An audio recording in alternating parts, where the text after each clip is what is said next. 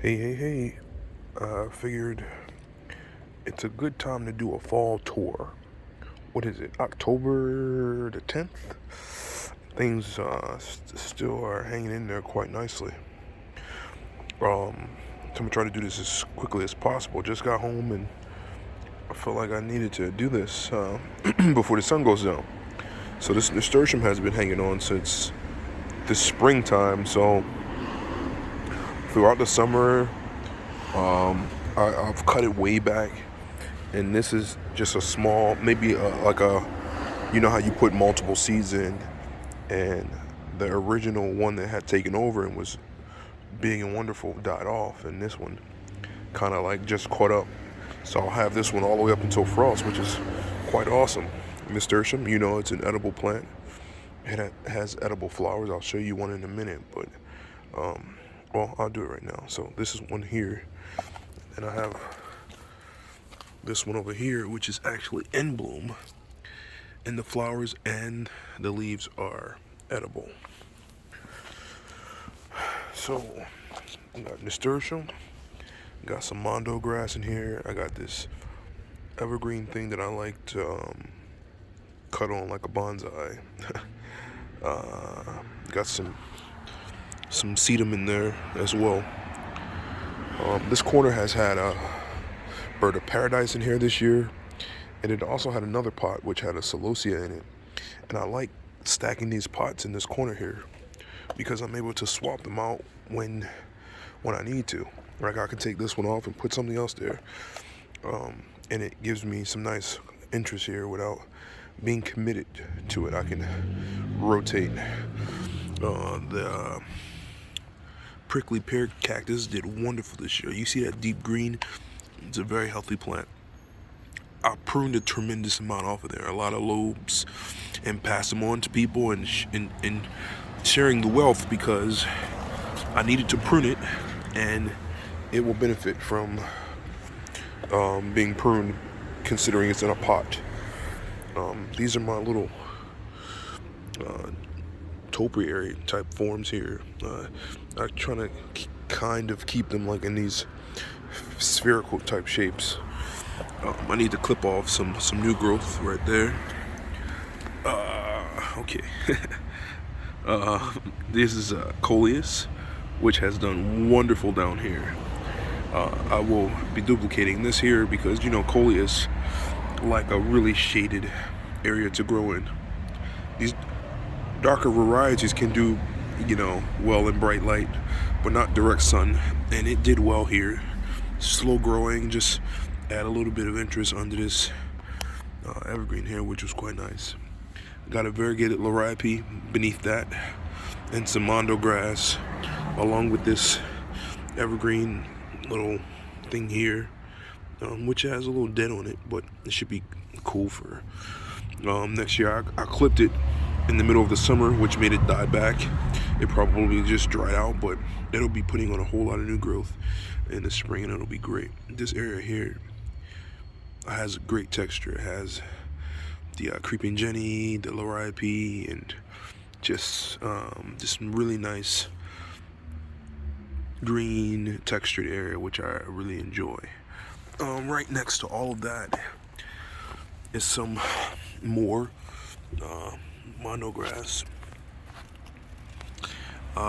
There's a Echinacea here, which was great all year long. It's been cut back for the season. It'll push out a whole new plant next year. The only thing I've planted this fall so far was some tall, like I think it's called oceanic blue or phlox. It's a tall phlox. I planted a little root ball here, so that should be good for next year. I had just got it in the mail, and I decided to plant it here. We have this chocolate drop Coleus, which was planted in this pot here, and it just, I will be planting this every year. I love it. Again, this is a chocolate drop Coleus, and I love the small leaves. I love how it just spills, and it just kind of like fills in an area that's negative space really nicely. These roses did quite nicely. It's a bit of color here.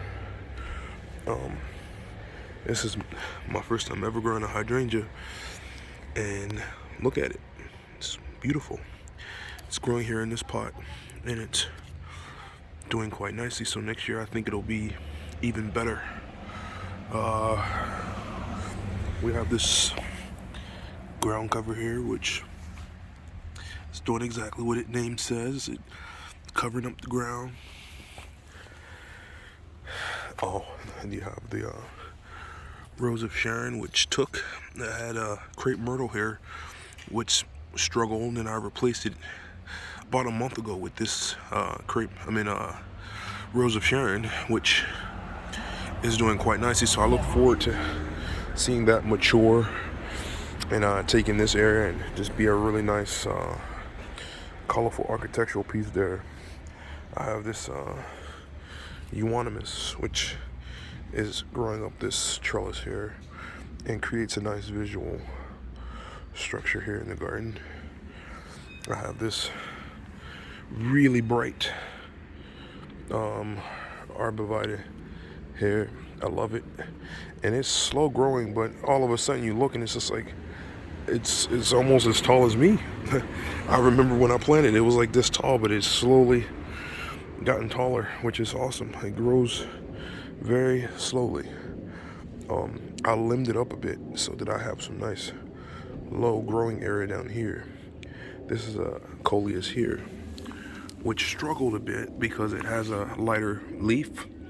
So this is what it should look like, very vibrant. I placed this here not that long ago, and this has been here all season. And because of the lighter leaves, they struggled. And the heat of the day, they would burn up a bit.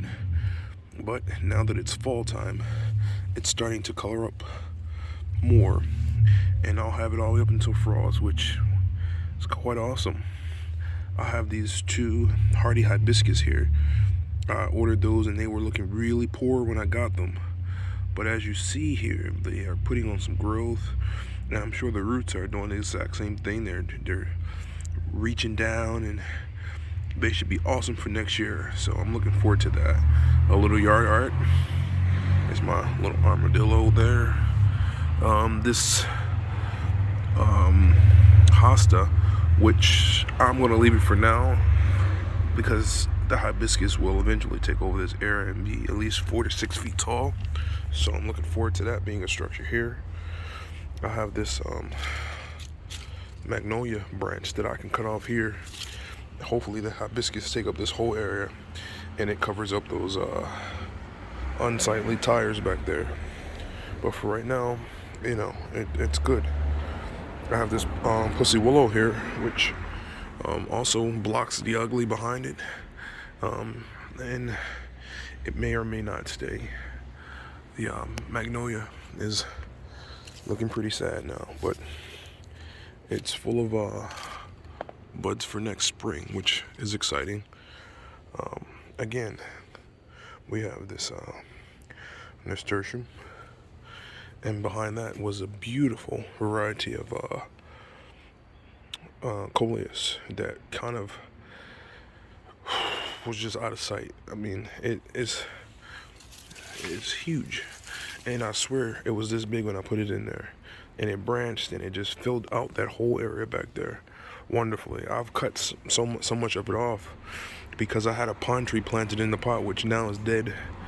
I'm a little sad about that, but it's okay. You win some, you lose some. But anyway, this Coleus was amazing. I will look for that variety next year. I could overwinter some, but it's not worth my time. I'll just,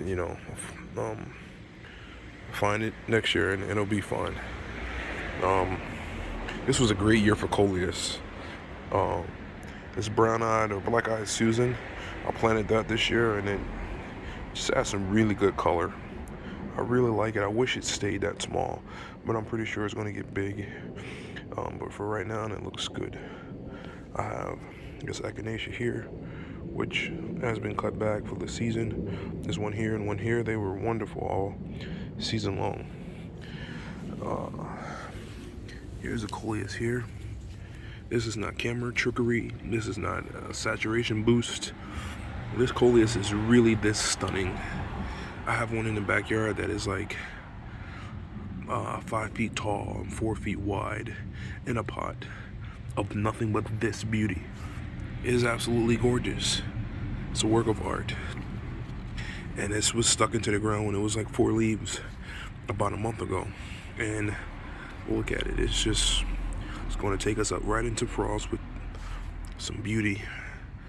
I have a lemon cypress back there, which just has a bit of texture. I have a purple sand cherry behind that. Have this polka dot plant here, which again was super tiny, and it has filled in this area nicely.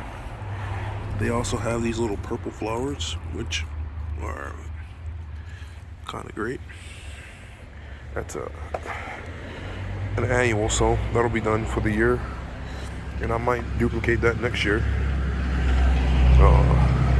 My 2 little boxwoods here are doing good. I just kind of keep them in this nice little spherical type of shape. Azalea behind that looks good. I planted this rose here. The rose is where the hardy hibiscus are now. Well, the rose was over there, and I ripped it out to throw it away because it was diseased and it wasn't really doing well, but I couldn't bear to throw it away, so I cut it way back and I stuck it here.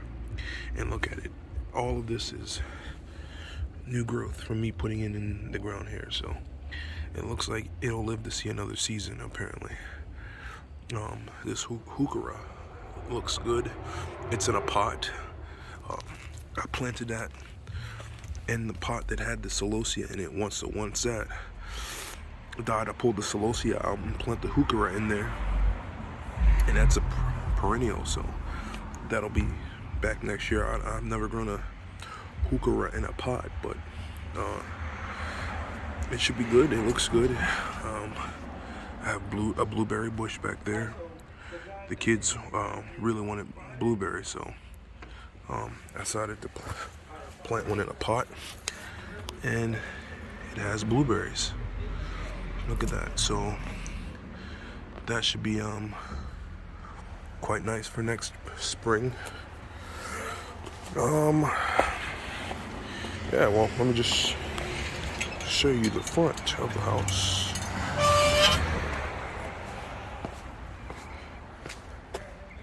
This is I think a heucherella, but this cranberry color is just amazing. It does well in shade, but it has been doing really well here, and it's pretty much gets full sun all day long. The barberry looks great. I don't know if this piece it's dying because of the season, or it's maybe broken off down there at the end, but that cranberry color is just very nice. The euonymus has worked its way through this fence, which is just awesome. It's an evergreen, so you get that variegated color all season long, which is nice. Here's another rose of Sharon, which has a nice little purple bloom on it. So yeah, this is a little October tour.